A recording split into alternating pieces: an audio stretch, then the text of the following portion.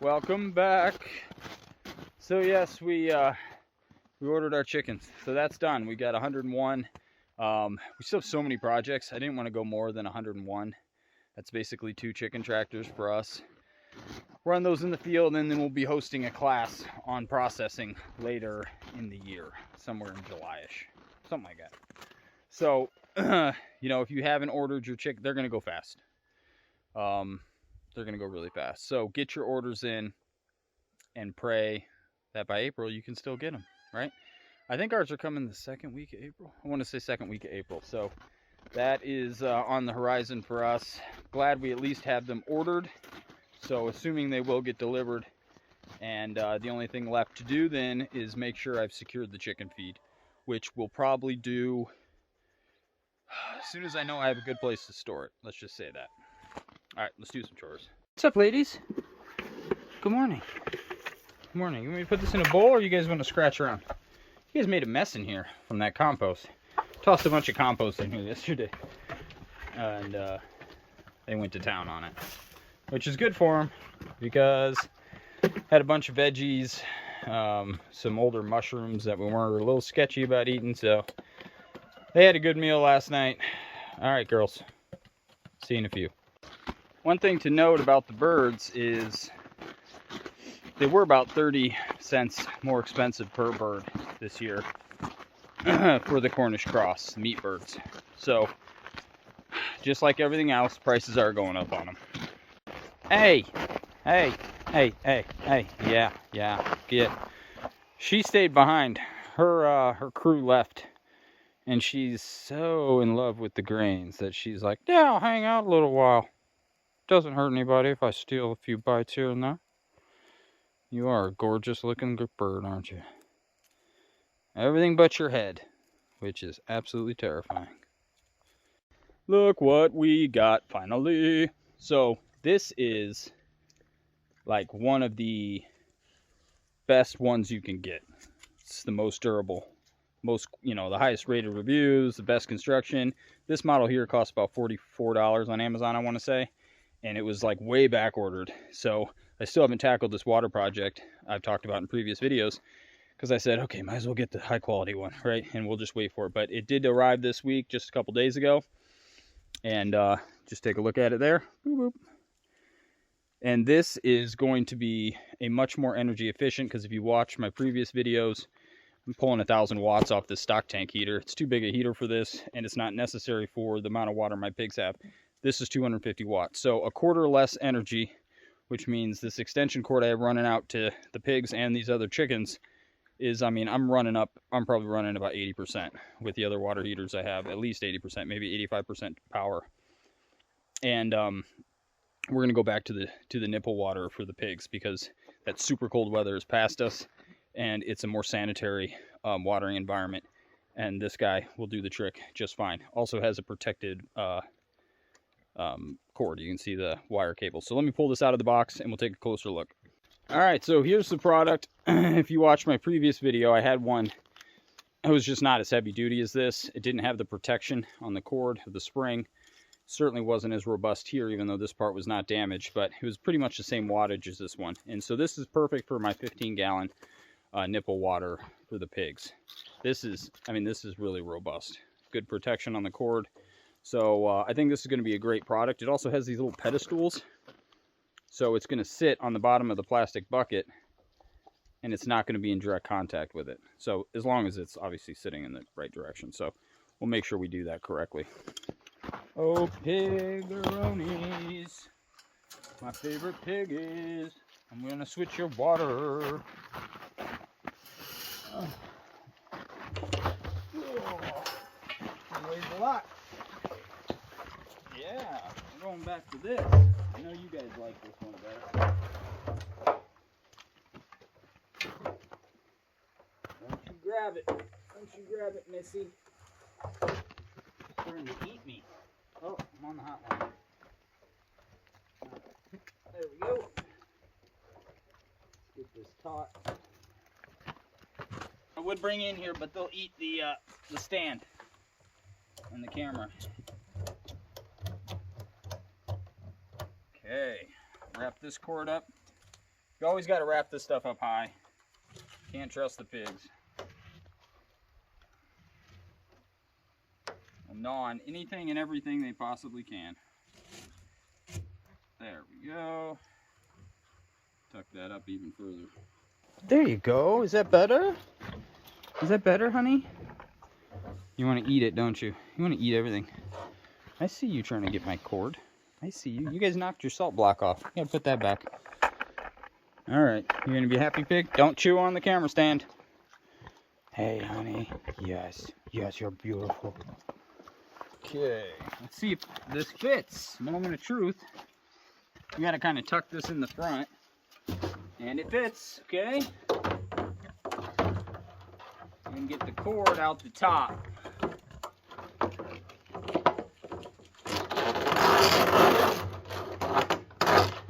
Beautiful. Now I've got to try and get this so it's laying flat, which will be the tough part. The cord is kind of kinked in a way that doesn't make it, it almost makes it want to flip over. Bend it up like this. Stuff like this I find a little agitating. It's like the cord was put on, but it's glued in there in a way that makes it want to flip the opposite direction. So it's just something you might need to manipulate with this if you want it to get laying flat. Did we get it? Okay, I think that'll be good. That'll be good now. Now, will we reach? We will. So I don't even need to use that other extension cord. I can keep that inside now. Okay. So yeah, the stock tanks I'm not a huge fan of. They just create a pathogenic. A lot of pathogens can get going in the stock tank. So, and especially in the winter, they're a total pain in the butt because you got to take the whatever you have weighting down the stock tank. Then you got to lift 30, 40, 50 gallons and try to dump that over, you know, a few hundred pounds there, and then rinse the whole thing out. And then if the weather's warmer, then you're creating a mud pit for them, right? Because you're dumping it out. You can't carry all that water out of the pen. So the nipple water is such a better solution. 2 dirty plastic containers and snow in the winter in the garden. What could we possibly be doing? But we live in North Idaho and we thought we'd try this thing we heard about called winter sowing. We're gonna dump some dirt on the snow. We're gonna try a couple of seeds, and then we're gonna put these containers, which we obviously did not buy new. They were laying around the house or in the shop. Partially broken. So not even needing to drill a hole in it because they're already broken. So we're gonna. Big one. There you go. Perfect. Yeah, we're gonna ventilation. Dump the soil on the ground. We're gonna put some seeds, and then we're gonna lay this on top. Literally easy as 1, 2, 3, and then we're gonna set it and forget it. Sounds like an infomercial. It is an infomercial. Here we go. Is that enough dirt? I think it should be enough. I mean, I really don't know. Right, because you only have this much space to grow, isn't Right. underneath those two little exactly. containers. So.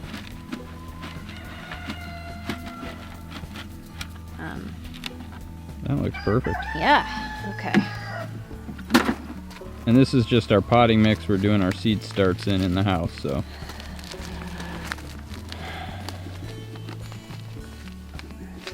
All right. What do I have?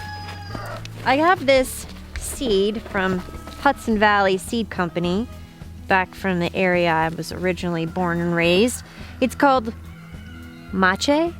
Maybe it's just Mache.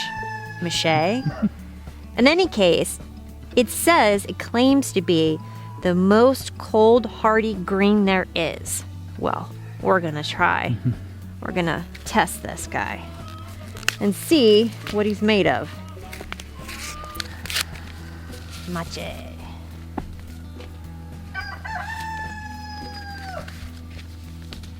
A crop for the cold months, survives the outdoors for early spring harvest. Excels in an unheated greenhouse or cold frame. Well, is this kind of like a cold frame? Yeah, it's a mini cold frame. This is a mini cold frame. It's your lucky day. And how far are we supposed to plant this guy? Does it say? It does not. We're just gonna give it a guess. Related to valerian.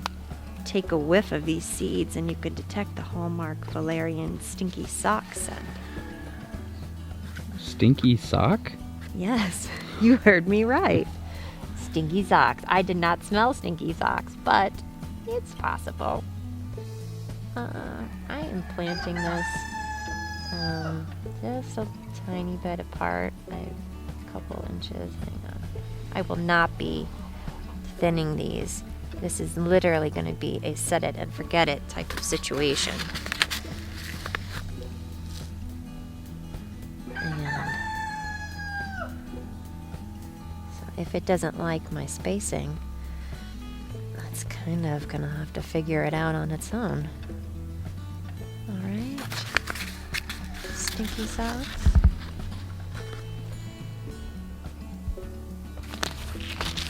I mean, some people swear by this. And we do live in an area where we should be doing this type of stuff. And we've never given it a shot. So literally, I'm just curious. Like, does it work? You know, milk jugs, soda bottles. Yeah. All of it. You were gonna build a whole system. But that would have just been a cold frame situation. Yeah. And while those are wonderful, that's not quite the idea here. I think the idea is to use what you have on hand, like dilapidated plastic. Absolutely.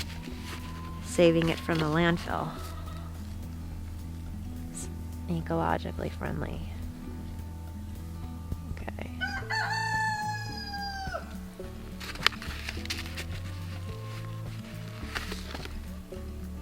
Probably should have looked up how this was How pronounced. Oh, okay, I gotcha. I don't. Moshe? I wonder if it's related to valerian, if it has any type of calming effect. Ooh. A spinach with calming effect? That'd be cool. Yes, but probably not very likely. All right. We shall see, right? And this is moistened, so the soil is... I'm just gonna throw that guy in there.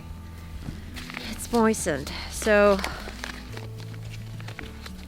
I have heard people say that they plant and then water, 2 to 3 times until spring gets here. So we should come back and check on it at some point. Yeah, I with the snow being under there, I highly doubt that we would need to. No. It's kind of like bottom watering. Yeah. Now, do we need to push that in a little bit to make a... No. No? I don't believe so. I don't believe so. I'm just trying to see if you were supposed to seal off the air in the bottom. But that should be fine. Unless we You get mean like this? Yeah. Or like farther? Yeah. No, just like that. Oh yeah, no, Yeah. this is good. Cool. I think so. Well, we'll find out. See if that works. Ooh. Okay. There you go. Oh, you're supposed to put a brick or something heavy on top On to make top. sure it doesn't blow away.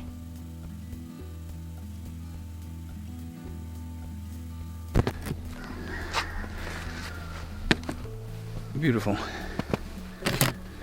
This is our little side project we have going on. I started doing this a little bit last year, but now, like, every time I do the chores, I take a few minutes and I just start chomping this down. Chomping or chopping? I think it's chopping. Chopping this down, and we're basically taking out the riffraff stuff. Let me reverse this. So, for example, like these guys here, these are the lodgepole pines. There's a lot like the one hung up there, they're just real spindly. Some of them are dead. And those are the ones that in a wildfire just go up like crazy. They have no fire resistant whatsoever. Ponderosas, which are the long needles. I don't know if I have any to show you here, but they're the longer needle pines, also known as bull pine. Once they're older, they're pretty fire resistant, actually. If you limb them up about 20, 30 feet, you'll have a pretty fire resistant tree. Same with Douglas fir. Douglas fir tends to grow in a wetter area anyway. So if we can get rid of some of the dead trees in here and some of those spindly lodge poles, not only obviously for wildfire issues, but it's just really unhealthy. So instead of having like 5 or 6 really healthy trees in that area, we've got 25 really low quality trees, and which is just not good for any of the species in here. And we have quite a few Douglas fir. So like this Douglas fir here, I really want to clear up space to give those guys a chance to get all the nutrients they need. So that's going to be the main focus. Got another one right there, that Douglas fir. It's about 9 inches at the bottom right now, so get some of this stuff out of here. And then it'll just be kind of parked out in here. So when you come up the driveway, you're gonna be able to see into the woods rather than not being able to see like this stuff right here. I mean, it just looks terrible. So that's what I'm kind of doing, spending a few minutes every day when I do the chores and knocking this stuff off. And the trees we are keeping, like on these guys, I'm limbing them up as high as I can with the pole saw. And you know, maybe I'll figure out a way to get up even higher, but I haven't yet. So I can go up about 14 feet. Then after that, I kind of lose reach. But anyways, off to the chore. Can I go sledding today? It's getting a little late for sledding, buddy. You can just keep snow crawling. Very disappointing development. So this is our awesome squash we had, Blue Hubbard, I believe. And we accidentally put it in the pantry directly on the floor. That was the side that was on the floor. And now it has to go in the compost. We weren't really paying attention to it. We should have had it in like a basket with a bed of shavings or something. And so we lost this one. The other one, I think we're going to try to make pie out of it because it's in pretty decent shape. But always frustrating when you got, you know, these beautiful food stores and you do something wrong and it ends up turning into this. Oh my goodness. It's like a toddler slide. 4-foot slide, huh? Oh, you got your foot caught. Silly goose. Hey piggies. Ready for dinner? You guys are making a sloppy mess over there. Ah, I wish I had some not frozen wood chips. Oh, here go pigalonis. I saw a turkey walking in the driveway. There is lots of turkeys.